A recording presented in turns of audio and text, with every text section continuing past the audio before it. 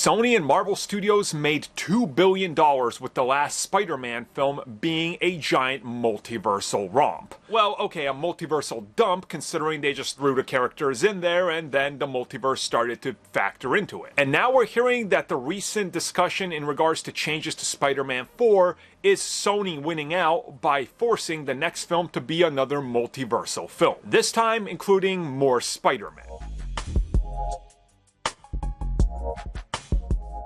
Every update on Spider-Man 4 from scoopers and insiders seems to be pointing at a bigger Spider-Man film than we previously thought. It moved from a street-level film featuring Daredevil and Kingpin to a street-level film that shifts the size and scope of the film by the second and third act to Peter Parker's from the Raimi and Tasm universe joining to now, apparently, they're not the only ones. And rumors are now saying that we're going to be seeing more live-action Spider-Man.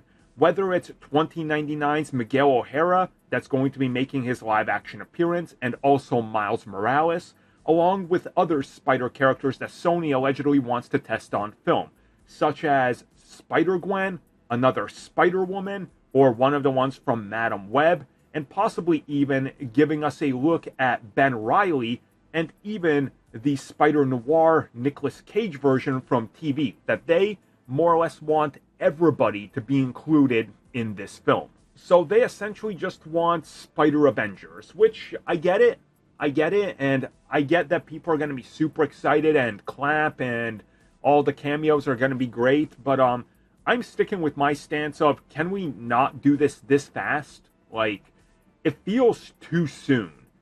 Almost to the point where now Spidey is just going to become a vessel for Sony getting what they want in terms of multiverse and box office returns. And they chased that with Spider-Man 3. It didn't pay off. They chased that with TASM 2. It didn't pay off. They try to chase it with other films on their own.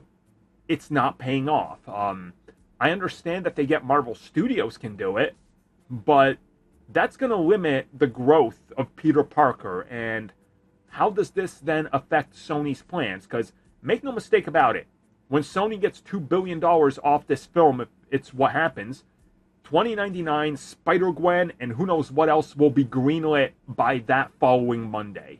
Make no mistake about it. But again, it's going to be a Sony thing, and are people going to trust them after a string of recent bombs and them seemingly taking forever to put out Beyond the Spider-Verse? And then who knows what else happens with all those other projects. Like, I get what they're trying to do, but it seems like that Sony is trying to literally push TASM 2 on everybody in that size, scope, and scale. I mean, not literally that film. And it didn't work out for them. And I also feel like they're not thinking about diminishing returns, because the first time it was shocking and surprising, yes.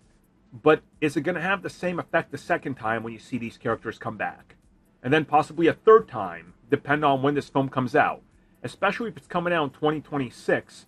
Like, that's right after, apparently after Avengers Doomsday, we get this film. That seems to be a lot of multiversal stuff going on that could really burn people out. So, I don't know. I hope this all isn't true, and that scoopers are just making things up because they need the clicks and they need people to sub to their whatever. But man, every time I hear more about this, I'm getting a bit more worried. It's sounding less like a Spider-Man film and more like a, let's just toss everything in there because we want more money.